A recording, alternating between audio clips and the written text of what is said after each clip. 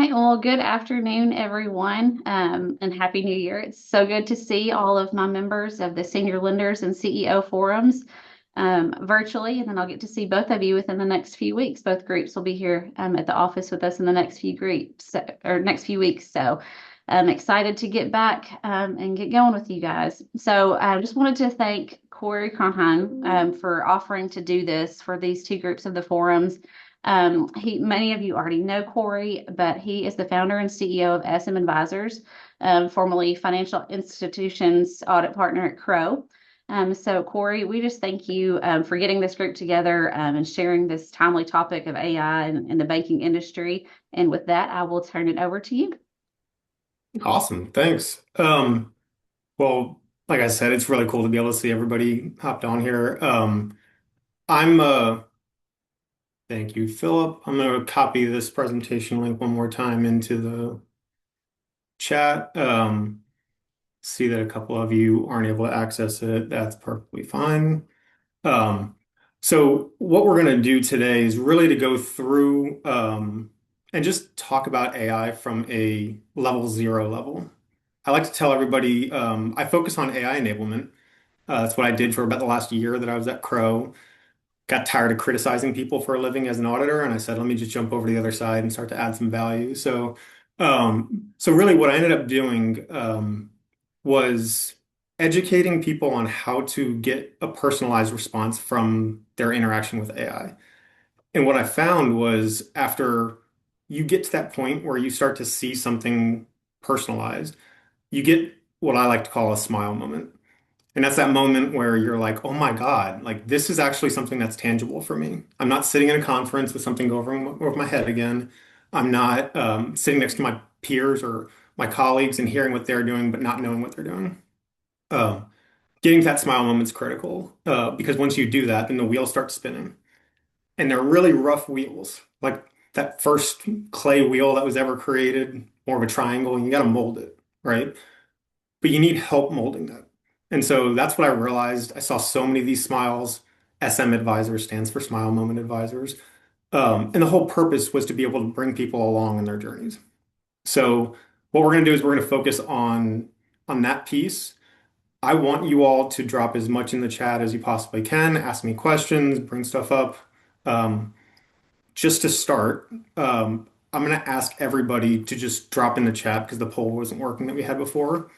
I want you to tell me if you could put yourself into one of these four college football teams, which one would describe your level of AI experience?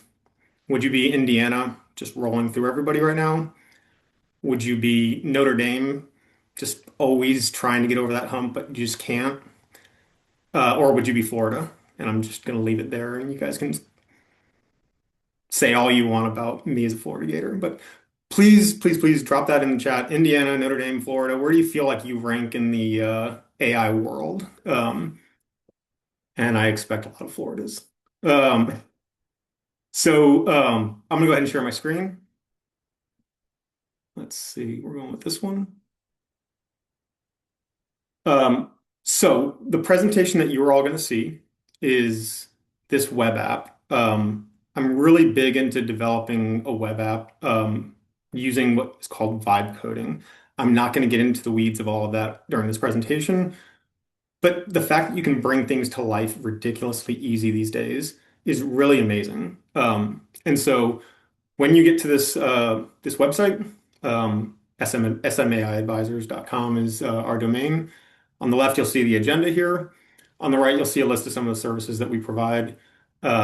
These services are really unique to each institution. So what you see here is an example, but really want to make sure you guys understand AI needs to be personalized, and we're going to talk about that a lot during this presentation. Okay. What I want to do, because I like to see something to start with before we get into anything else. So a couple of the bank clients that I've worked with, um, we've really focused on an initial win, something to be able to see that AI can really bring something into the institution without me exposing my entire core. I'm a huge proponent that you need to operate within your circle of comfort, at the edge of it, but not outside of it. This isn't like all those growth types of presentations where it's like, no, no, no, just push your comfort zones. I think you need to stay inside your comfort zone until you feel comfortable to start growing that circle. So what we have here is Vicky. I name all of my agents. Adds a little bit of a personal flair to it. So what Vicky does is Vicky's a third-party risk management assistant. Now, I want you to think about any type of folder that you have on your computer. And within that folder, think about things like committee minutes, or think about things like policies, or think about things that you have a lot of documents within it. Um, what we can do with a SharePoint site, basic SharePoint site using Copilot, I talk within Microsoft because that's where most people feel comfortable. We can create a LLM, a AI agent that sits over the top of your data, okay, within the Microsoft environment without touching your core. This is a great way to create a small pilot, be able to see how this works, and start to get that muscle memory created when it comes to AI. So what you see here, if you're familiar with the SharePoint site, that's all this is. Really basic SharePoint site. Within the documents, I have some TPRM guidance. So this is the interagency guidance. Credit unions don't apply here, but have the credit union guidance just because I think it's valuable. And then there's another third-party guide from, I think this is from the Fed. So the whole idea of having this guidance sitting here is that I can then layer an agent over the top of it to be able to talk to it, to be able to use it as a subject matter expert. Okay? So I'm going to go back to my homepage, and I can either use Vicky sitting here, popping out, just like probably many of you have seen with Copilot if you're on Bing or if you're anywhere on the web, you can see this thing pop out here. But what I do here, and this is really important to kind of understand, I now have a subject matter expert that is inside and out understanding the third-party risk management manuals that are here. So any questions I have, I can go to this agent. There's two places I can go to it. I can go to it here, or if I'm sitting within, excuse me, Microsoft's Copilot, which many of you may have seen this before, I can pull my agent up over here and I can have a more detailed conversation with her. Again, I like to keep things as simple as possible. Going back to the SharePoint, we open up this agent. We've got Vicky sitting here. And so I'm going to ask Vicky something, and I'm just going to see if my microphone works in this setting. Can you hear me? Great. So I'm a CEO of a $600 million bank in Tennessee, and I am really concerned about data security when it comes to bringing AI into my organization. Um, I really want to start slow, but I want to see that there's some value that can come out of it. Everybody's talking about all this value, and I just can't really get my head wrapped around it. I can't get my head wrapped around why it's okay for me to bring all this in. So let's just use Microsoft Copilot. I've heard a lot of people use Copilot. Tell me when it comes to Microsoft Copilot, what I need to talk to my chief information security officer or my chief technology officer about the risks when it comes to data security, so I know I'm asking the right questions. We're going to talk in a minute about dictating to AI and the amount of context that you can build when you're doing that. Okay. Notice if I were trying to type this, I would have been 7 words in that same amount of time. But I leave my ahs, my ums. I'm talking to my assistant here, talking to my vendor risk manager of my organization. So you can see as I come through here, um, it's going to go through and it's going to talk about all the different areas that I need to be making sure I'm comfortable. Again, all of this is only grounded in the knowledge that I've given to Vicky, which are those documents, and Vicky's understanding of the general world that basically co-pilots train their agent to work on. Vicky's not going out to the public. Vicky's not doing anything else. except operating within the guardrails of the SharePoint site. What I want you to see is when you do that, 'cause I love I love people to be able to see what it is that we're working with. And so if I go back over here to where I'm in the Copilot area, click on edit, this is how I build Vicky. Okay. On a SharePoint site, this is what it looks like. It looks different in a couple of different parts of Microsoft. All I have for Vicky is I have her name, I have description of what she is. None of this actually leads into the details of what she does. Under behavior, I've created pretty detailed series of instructions for her. And I'm going to get into those instructions here in a second, how easy it is to write these because I don't write any of these instructions. I use Kurt. Kurt's my instruction writer. Go back to sources. All it's doing is it's pulling from my vendor risk management folder, and it's specifically looking at the TPRM guidance folder. I want you guys to think about, let me get back out of this. I can do this without the help of AI. Okay. I want you to think about this environment that we've just talked about here. And I want you to think about whether you're doing credit underwriting. Think about you have a loan officer who's sitting across the desk from a potential borrower, right? Customer of the bank, whatever it would be. And as you're talking to that customer, you know there's exceptions in the loan that they want to be taking out. Like you're going to have exceptions to the policy. So what I can do is I can take down all of the documentation, I can talk to them, I can probably make some promises that I can't keep, and then I can shove it through the over to underwriting, and underwriting can evaluate it, right? But what if I take my underwriting team and I have my underwriting team just go through and create as much documentation about how they evaluate these new borrowers. When they think about exceptions, what are some of the things that they consider? What's the loan policy say? You know, what do we specifically have written there? And having all of that as a document store for, we'll call it Linda. Linda's our co-loan officer, right? And so in that interaction that I'm having with that borrower, I'm able to talk to Linda and probably solve for 90% of the things that might come back and forth and cause this to drag out as long as possible. Board minutes. One of the ways that I came up with one of these, this project for somebody else. We basically had our documents, and I'm going to go back to our documents for a second. We had just picture board minutes, credit committee minutes, your IT steering committee minutes, all your different categories of minutes, right? So we created about 7 different agents that all sat on top of each one of those folders and one that sat over the top of all of them. And so when the regulators came in and they asked the question, which I love, hey, I want to see all of your board members, and I want to make sure that they've actually complied with the charter to attend the right amount of meetings that they were supposed to attend for all of their committees that they were involved in. So my client went and had one of their assistants go through all of the minutes for the entire year, open it all up, see who's assigned, create a table, go through it all. And we ended up doing that in seconds with Copilot. And it was accurate. Now, again, I want to go back to the other side of that, though. I'm an auditor at heart. I'm professionally skeptical at heart. I don't believe in trusting what's coming out of AI. I believe in building the right controls in place so that you're still within your circle of comfort.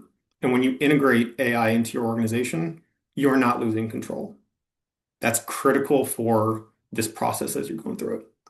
So anyway, I like to kind of throw that out there. This is rudimentary, right? This is something that all of your organizations can do because most all of you use Microsoft. Most all of you have access to a Copilot license very, very easily. So what we're going to do is we're going to go back over to the presentation. Can I get a nod if you see Vicky? Okay, perfect. All right. So we're going to move over to AI and banking right now. And again, like I told you before, I like to level set. I want you all to be able to say, okay, I think I'm at level 2. You know, I think I'm at Notre Dame level, but apparently I'm at Holy Cross level. All right. So I need to build that up a lot, right? So take yourself down to the core and let's build up from there so that you don't feel like you're being overwhelmed. Very quickly, you'll have access to this chart. What this chart really does is it explains what AI is. When we talk about AI right now, the vast majority of people are talking about generative AI. They're talking about what Copilot can do and what ChatGPT can do and things like that, right? For 25 years, we've been doing automations of some sort within organizations. So while that's still artificial intelligence, that's not what people are focused on right now. We're focused a lot more on AI assistants, AI agents, AI powered workflows, things like that.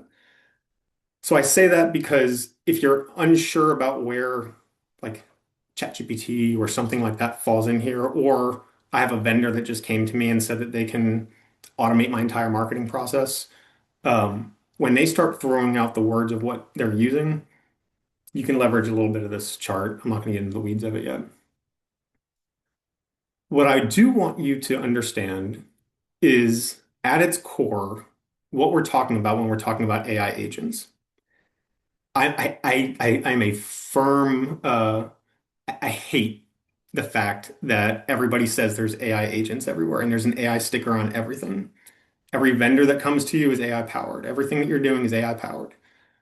What I want you to think about is what AI is being used. Okay. The very basic version of generative AI being that Copilot, ChatGPT, is this AI assistant. If you think about what Vicky does, right? What Vicky did for me was she was somewhere between like an assistant and a subject matter expert for me. But basically, Vicky walked into my room. I said, "Hey, Vicky, I want you to go through and I want you to do all this stuff for me." Vicky went out and Vicky brought back some information, right? I have to do something with that information. I cannot just let Vicky go, make that decision, and she'd be able to do that within Copilot. So that I like to call an AI assistant. When you're talking to your vendors and your vendors are coming back to you and they're saying, yeah, man, this is all AI powered. There's all these AI agents that we've got everywhere and it's going to automate everything. Ask them, can that AI agent make a decision on behalf of my organization? And then what is that decision? Because I get a lot of feedback from people that say, oh, yeah, I can make all sorts of decisions for you. And I'm like, well, the decision was what website to go to gather information for me. So just think about that when you're thinking about what level of AI we're looking at. That's the AI assistant. Example here, draft policy summary. This is probably really small for you guys. Let's do that. The next level is what is called agentic AI. Agentic AI, I want you to think about a principal and an agent relationship. We all know this in banking, right? Principal is me, agent is somebody that can make decisions, perform tasks on my behalf. Agentic AI can start to make those decisions for us. We can build guardrails around it, but we are allowing the AI to get to the point of being able to make a decision for us. Maybe we're not allowing it to take that action. As an example, I'll show you in this browser that I'm using. This is not Chrome. This is called Comet. You will not bring this into your organization, but I like to show you what's coming. Google Chrome is creating one of these. But I can do something with my AI agent or my agentic AI browser that I'm doing here. And I can say, hey, buddy, take this presentation and use just this tab and go to my LinkedIn and draft a post that will describe what I'm doing, talking about here. Do that in the browser. You have my permission to post. You can see this turns blue. If you're distracted for something else, I can't see your face, you probably want to see this. This is actually pretty wild what you can actually watch happen here.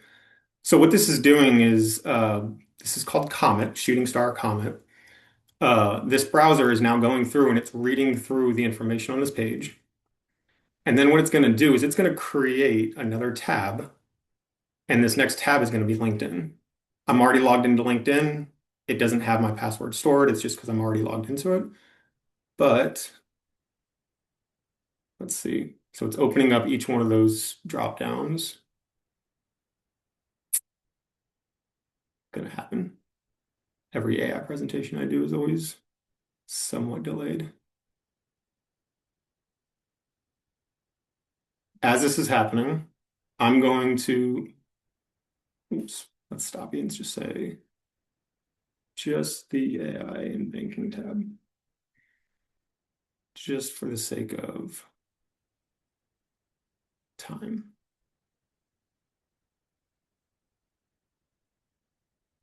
Another one that I'll do, which this is always a fun one. Um,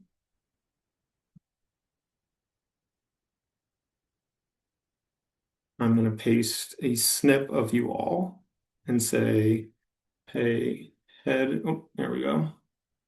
So it's hopped into my LinkedIn and you can see it's going through. I'm not clicking anything. This isn't magic. It reviewed the AI and banking presentation. Now it's navigating my LinkedIn. Usually what I do is I tell it to go read some of the post. But it's going to go through and it's going to draft a post for me, hit enter, the post is submitted. I can do something as wild as, I'll come back to that here in a second. Hey, head over to LinkedIn and see if I'm connected with the people in this pic. They all have connections to Tennessee banking.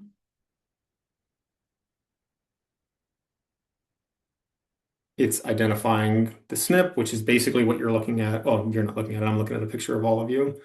Um, and we're going to watch it, head over to LinkedIn, and start to understand.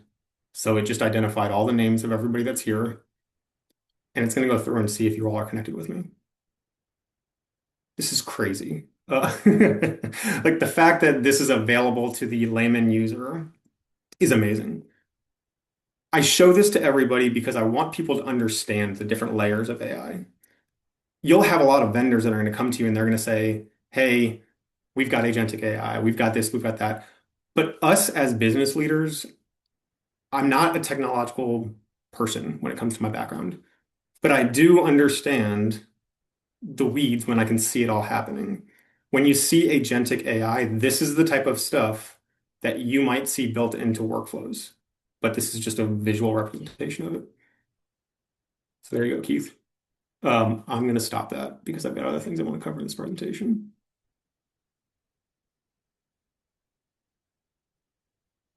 You know what? I'll let that post and see how successful it is by the end of this. All right.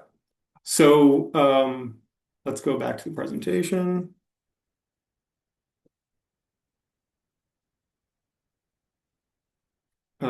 Okay. Just to confirm, you all see TPRM agent. Still perfect. Thank you guys. Okay. Actually, let's go back to AI and banking. So what I just showed you, there was two things I showed you. I showed you one, the AI assistant. That was Vicky. I showed you two. That's the thing that's going to be connecting with you all here shortly on LinkedIn, right? Agentic AI is where I'm allowing something to start performing those functions. An AI agent is really something that's going to go out and do those things for me. So I have created a model. Um, I want to make sure I'm keeping this at the right level. I created a model that is implemented into my workflows. And as an example of a workflow, we get a call, customer says they want to make or borrower says they want to make a change to their loan information, need to go in and update the CIF. Great. Okay. How does this typically work in our process? We take that call, we write down something, or we fill in a box, start moving it down the line all the way through it. We actually have at one point somebody that manually types in the changes that need to be made. When I say AI agent, I mean, we're only talking about one piece of that workflow. The piece of the workflow is going to be, I had a caller came in, talked to somebody on my op center. That person said, okay, here, agent, go do something. That agent takes that information and will go into your core and edit that CIF file. I'm using it as an example. I don't want you guys to feel like you have to start with your core, and I would encourage you not to start bringing AI into your organization at your core level. But that's the AI agent level. Again, uh, I can make it tag you guys in the post if you wanted to. Typically in community banking right now, what I'm seeing is that 2025 was exploratory. I have a couple clients that I've come across that are doing more than that, but a lot of people are doing pilots. A lot of people are getting 10, 20, 30% of their organization have access to a co-pilot, a large language model. Um, Content developers are what I'm primarily seeing AI being used for. So, how do I go out and retrieve information and be able to gather that information into a place that I can do something with it? I want you to think about what I talked about before. I'm not talking about getting to that decision point. I'm talking about, hey, intern, go get information for me, come back, give it to me, and now I have to do something with it. So that's kind of the level that I see most organizations at, both banking and non-banking, where there's no barrier to entry is the thought partner. And I don't see a lot of organizations using LLMs. I keep saying LLMs, that's ChatGPT, Copilot. I don't see a lot of organizations leveraging the value of a thought partner. When I talk about a thought partner, I come over here and I'm in ChatGPT. That's primarily what I use, but I don't have the same data requirements internally at this point. But I have Phil, who's a professor GPT. Phil knows how I like to learn, and Phil will go in, and when I ask Phil a question or to teach me something, I've taught it how I want it to teach me, how I learn best. Linda writes my LinkedIn posts. I've got Kurt, who actually writes those instructions that I was telling you about. So I will come in, I'll tell Kurt, hey, I need a SME that has to do with tax credits, or an SME that has to do with, I don't know, loan processing, or whatever it would end up being. SME that understands everything inside and out about Jack Henry, right? Okay, go draft those instructions for me so that I can then go make it. All of this is really rudimentary and it's already available to you with those licenses. We're not talking about bringing huge things into your organization that create a lot of risk. Um, there's a lot of knowing that people need to do something, but not actually getting started, knowing that they're going to fall behind if they don't actually do something. I keep hearing fall behind, and it really frustrates me because I want everybody to be moving at the pace that they feel comfortable with. You're not just going to suddenly say, hey, I'm going to go pay money for AI and AI is going to change my organization. You have to be invested into it at the level that you feel comfortable with. And if you take those steps from the level you're at, which can be, I have no idea where to get started, that's how you're going to start to find value in AI. It's not going to be, hey, take me from level 0 to level 10. You've got to do the steps in between.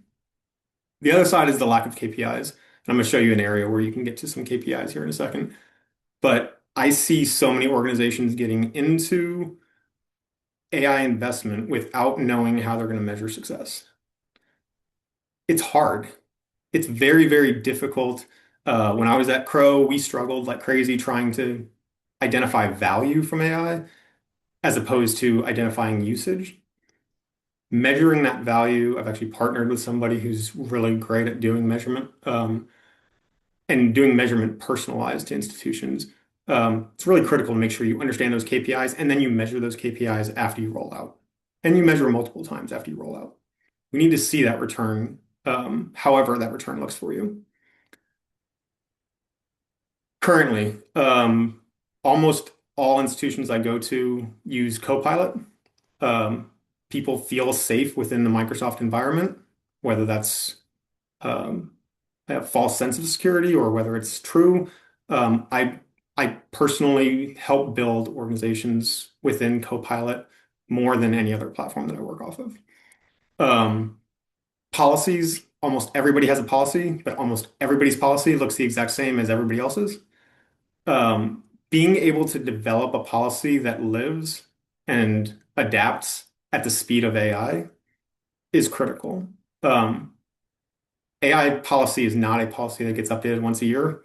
It gets updated every 3 months. It gets updated every 3 months, but also intermittently, because the world changes so quick. And as you start to see the value that you're getting out of these AI investments that you're making, you're going to see it start to blow up. And you need to make sure you're controlling for that as much as possible. It's my audit background. I'm seeing a lot of people with custom agents, or probably about half of them with custom agents. The custom agents are the Vickies of the world that I was talking about. That's where you start to get down that thought partner route. Hey, I'm a CEO, I'm a young CEO. I don't know how to interact with the TBI, or not TBI, TDFI. Hopefully, you're not dealing with TBI, but if you are, you need something beyond AI. But really, I need to be able to interact with the regulators when they come in. Regulators just gave me uh, their findings. I need to be able to respond to them. How do I do that? Creating those agents to be able to do those things or be able to get your people to be able to do them really confidently is what those agents do. I don't see a lot to the point of creating agentic workflows, but I do see some organizations doing it. A couple of them are in more of the banking as a service side, where they've kind of been thrown towards that because a lot of their institutions are driving that. But if you want to find the operational efficiencies, you're going to find it with agentic workflows. Vendor-driven AI, all of you are using AI, whether you know it or not. Your vendors are bringing it to you. I have not seen a vendor management form, a due diligence form, or a vendor management monitoring form that has sufficient level of questions for the vendors because nobody knows what to ask. Um, and you can't know what to ask until you understand what the risk is that you're trying to see that they've controlled for. That goes back to the audit background, really making sure you've got strong governance built around it all. Okay. Frameworks. 233. Okay, we got time. Um, there's two frameworks that you'll see within the web app that I sent to everybody. On the left is the framework that I've developed for really bringing in AI in your organization all the way through enabling your organization. Starts with organizational readiness. Where are you? What level are you at? What's the lowest common level that you need to start from? Who's within your organization? What types of technology have you adopted? What's your risk appetite? But most importantly, we're not developing an AI strategy. We're supporting the corporate strategy. That's something that I hear a lot of people diving into, just like with the AI policy. I've created the policy. I've got a strategy. Okay, great, but AI is not in charge of your organization, you are. And so, where in your corporate strategy can you leverage AI? Not, I've got my corporate strategy and my AI strategy, and I think they're going to collide at some point. Strategic alignment is the next step. It's really, okay, as a C-suite, how do we make sure that you're enabled? Every bit of research I've come across has said that the C-suite and the CEO specifically need to be using AI in order for the organization to successfully adopt and get the most out of AI. So if you're not a CEO on this call, you should be asking your CEO if or why they're not using AI. If you are a CEO on this call, you should be thinking about where can I find a subject matter expert that I need or somebody that I've been calling, and how do I go to that and say, great, I need to start my understanding of something.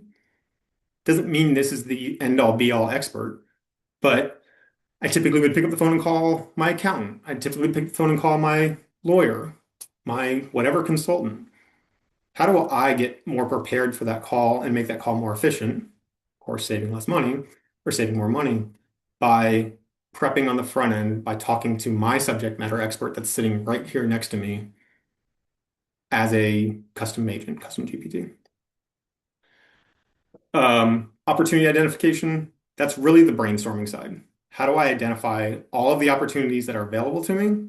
Where can I possibly see the value coming from it? But then under like keeping it as your entire top part of your funnel. we have to get to risk mitigation, risk governance. We already talked about your risk appetite up at levels at stage 0. Now we're down at risk governance. What can fit within our risk governance structure out of all of those ideas that we had at level 2? Once you have that, you go into feasibility. We all have finite resources, finite time. And so when we get to this point, we want to make sure we're building on a platform that's scalable.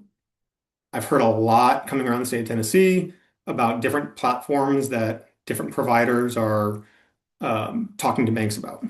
Um, my question is, one, how comfortable do you feel that an organization is going to be consistent and be around to support you?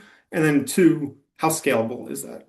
So yeah, we might be able to do some things right now, but what can I do with that in the future? How can I make sure that gets integrated into my system? That takes a lot of work that's driven by your IT group department, your HR department, and your C-suite. Um, Implementation and ethical scaling. I'm gonna highlight ethical scaling. This is going to impact your people. Generative AI is either going to complement your people in an agentic workflow, because that's where we're all going. That's how we're going to get the operational savings. It's either going to complement people in that workflow by helping them do more, be more productive, generate more revenue, or it's going to replace them.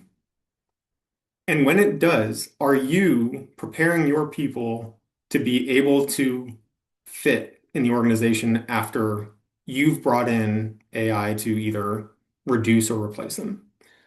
I, I'm unbelievably confident that everybody can use AI. And I say that because if you go to my LinkedIn back in September-ish, you'd see that I taught 60 to 80-year-olds at Lipscomb in their lifelong learning program, and they were doing some amazing stuff. Everybody can find a lot of value out of AI, but you are going, when you bring this into your organization and it starts to get legs, you're going to disrupt. And so you need to be thinking about how am I going to support my people? Because this isn't about firing people. This is about improving the organization as a whole. Talent and cultural transformation. So I've implemented at this point. Now I really need to make sure that I have my people enabled.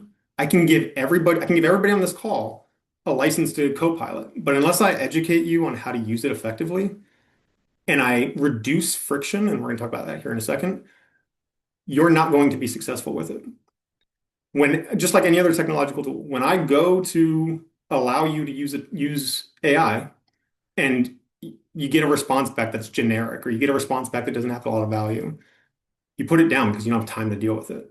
We need to reduce that friction that people have when they come through it all. So a couple of the engagements that I'm doing this month and next month are focused on while you're in the weeds of it. Okay, pick up the phone and call me when you start to hit that wall. When something's not making sense, let's talk through it because I want to teach you to fish so that you get over that hump, and then next time you want to make something, next time you want to do something, you're successful with it. Continuous improvement value measurement gets to that KPI. I can't make that strong enough of a point. We have to be able to measure the value that's coming from this. It's going to be expensive. Um, Once we get past the just giving people licenses to AI, there's large investments you'll be making. And so, how do I measure the value I'm getting out of that? And how do I start with the licenses I'm using? Okay, I'm gonna run through this part. No, I'm gonna focus on this part because I think this is critical. I am a lead implementer of AI management systems. There is an ISO's international standard, 42001, that I encourage you to have your people understand. Not get into the weeds of it, but just to understand the concepts. This focuses on creating an AI management system that governs the AI that you're bringing into the organization. AI is really easy to govern when your AI looks like this chat GPT, where I've got a handful of these things. I know what I'm doing when I'm in there. I'm not rolling this out to a large scale organization. I'm only using a widely known vendor. But how are you managing risk that's coming from AI that Silver Lake is passing along to you, or NewPoint is bringing along with their new AI technology that they're building on the back end of your systems, not even on the front end that you're seeing? How are you evaluating? Okay, AI's hit me from HR because there's a new payroll opportunity, and AI's hit me from my lenders wanting to use Abrigo and or Encino and try to automate some of the spreads that we're calculating, whatever it would end up being. How do we know as a C-suite that we're bringing that through a very well-governed system? Because AI is chaotic. I tell everybody this. We have to bring structure to that, and we have to bring good governance around it. So again, you don't feel like you're losing control. I'm just going to click on this piece. I encourage you guys to go through and like click on each one of the clauses because that's how the standard's broken down. Um, Really, it's as simple as a dashboard. This is what everything I make for others, I make for myself and my organization. Um, Basic dashboard. What are the AI systems I'm using? Where are the data sources coming from? What documentation is required so that when I need to show others, insurers, regulators, whatever it would be, I've got the right process. Go through your models, your agents, a lot more of the governance steps towards the bottom here. Um, but build a framework for your governance. I can't I can't emphasize that enough. Really focus on I want to get the value from AI, but I want to feel really comfortable that when this comes into my organization, it's going through the right steps. I can't remember where I did this.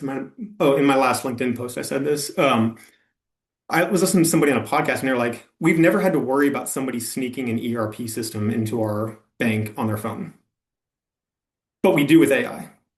Like you all, no matter what you're doing to secure your organization from AI, it's being used by your people. And so create the scalable platform that you can go ahead and build off of. I'm going to stop for 1 second. Dumped a lot of content on you guys or topics on you guys. Okay. Again, questions, let me know. Oh, Tennessee, I'm so sorry that's the level you're at. Uh, if you haven't seen me come through your area, I have a big blue Ford F-150 with an orange gator sticker on the back of it. I thought it was going to get tore up a lot more when I moved here 8 years ago, but we just both haven't been good at the same time. I'm a basketball school, by the way. Um, okay, what we're looking at here, personalized AI. You all need to start to feel really comfortable with using AI in a way that's not a Google search. And I say need because when AI comes into your organization, you need to be able to talk to a large language model to get that baseline understanding of stuff immediately. And you can do that specific to your organization if you go about it the right way. Um, what we're trying to do here, and I'm going to come back to this here in a second, AI is friction, AI is chaos. Okay?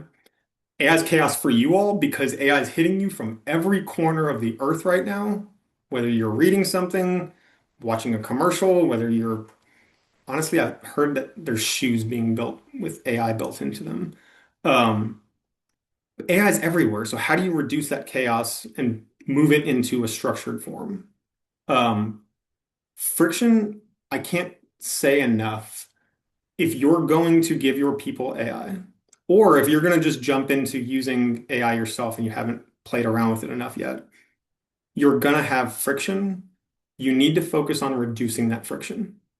The people that really get the most out of their AI and come up to speed as quickly as possible, they have a process for being able to help their people get over the friction that they face.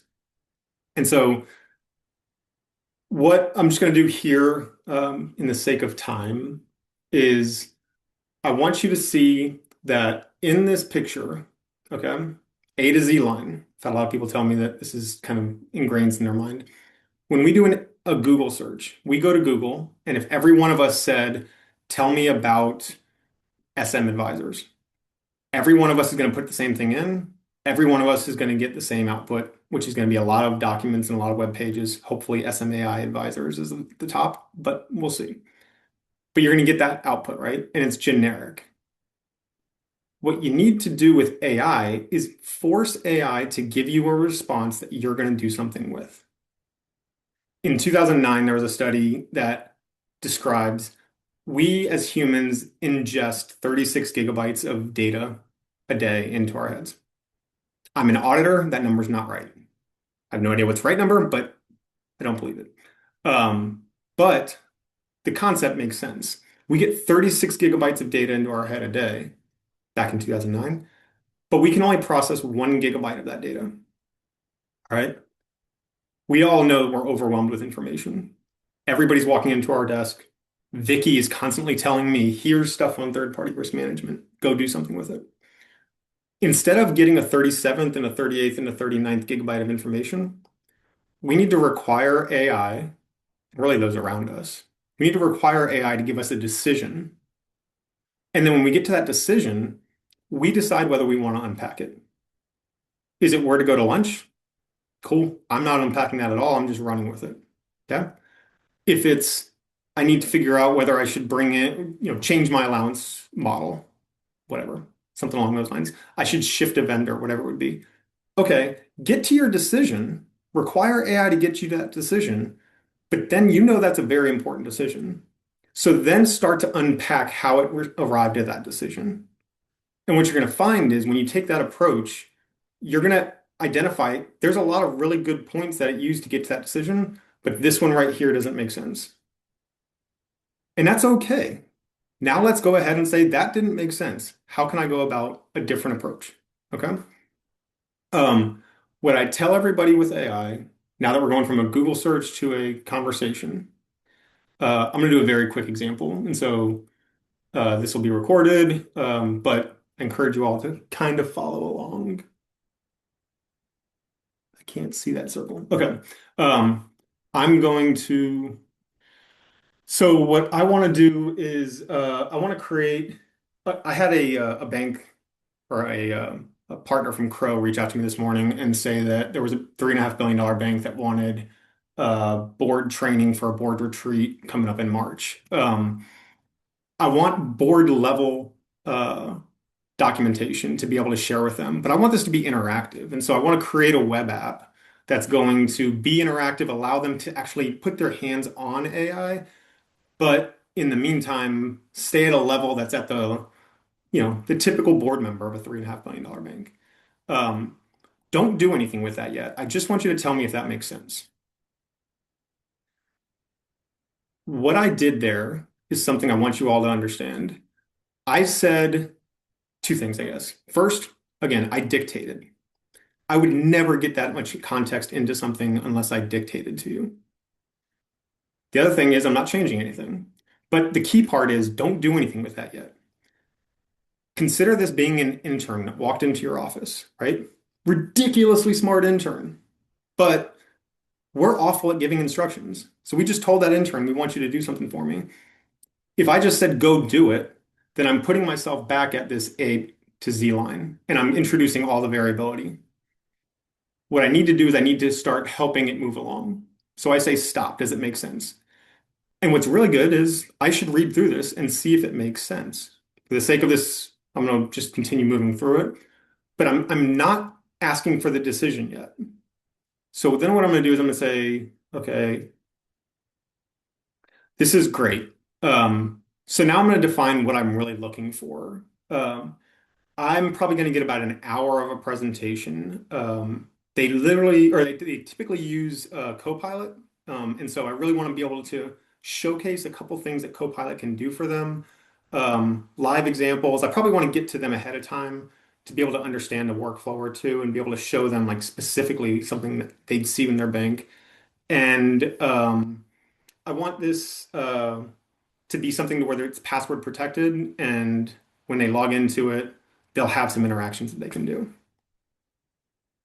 Oh, this is really hard for me to see because I don't see a check mark or a checkbox like I would normally see. Don't start. Do you get it? Again, what I just did here, I've got my A. When I go into a Google search, I just give it my A and hope I get to a Z. What I did here is I gave it my A. I said, hey, do you understand what I'm saying? I got to B, I got to C. But then I also told it, this is where I want to be. So intern, when you walk back into my office, I expect specifically this document to look like this. The more precise I can get, the better that information is for me. And I'm not going to have to look at it and be like, okay, whatever. Now I got to go do something, right? So yes, it's describing what it is. But this is a thought partner, okay? This is not a Google search. All right, this is perfect. I can't wait to make this. What I want to do now is I want you to flip this on its head. Ask me ask me two questions, one at a time that build on each other. Anything that's going to help you come up with a really good response for me in the end. So I don't know what I'm supposed to be asking you. You tell me what I should be getting out of this. So now what I'm doing is I'm saying, hey, like I'm not the expert here. But I don't need to be. You can help me with this. And so it can help it's going to go through and it's going to ask me a couple different questions, right? Um, in the sake of time, just skip this question part. I want you to give me really just an overview of this entire exercise for me. Sorry, not an overview of the exercise. I want you to give me an overview of everything that you think would make a really good like build for a web app.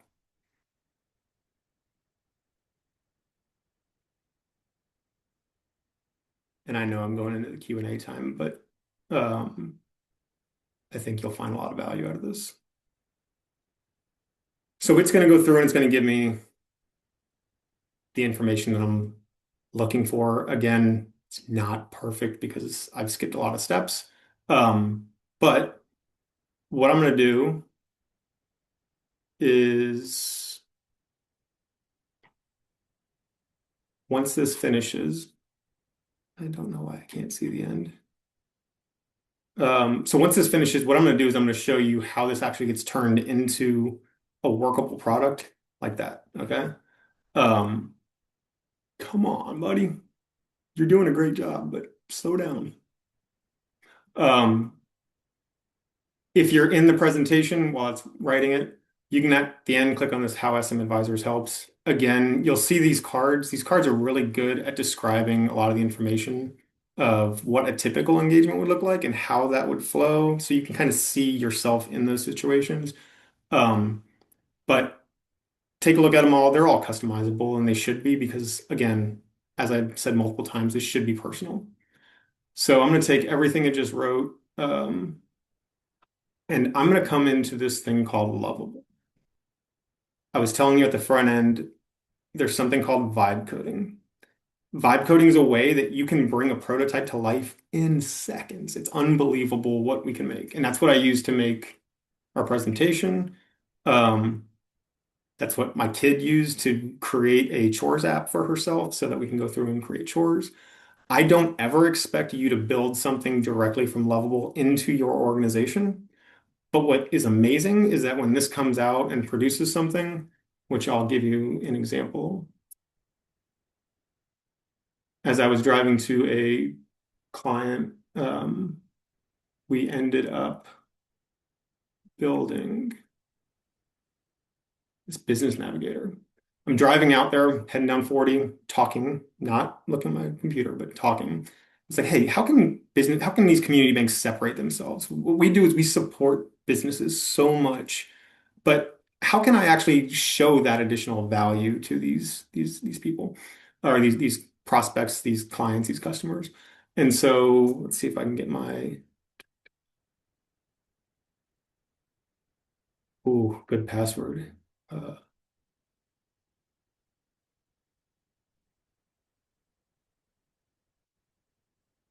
So as I was driving out there, I was like, hey, there's got to be a way that we can introduce AI to these small businesses that we're supporting in our communities who really probably don't have a lot of experience because we typically don't. How can we go ahead and give them an interactive experience to both support them on the business side, but also get them engaged with AI? So by me telling Lovable to do this, by the time I got to my client and I opened this up, if you're on the call. So you can see that what this basically did is it creates a dashboard or in a web app that I can go in and I can talk to a basic relationship guide. I can call my banker. I can request a call. It'll set up through a scheduler.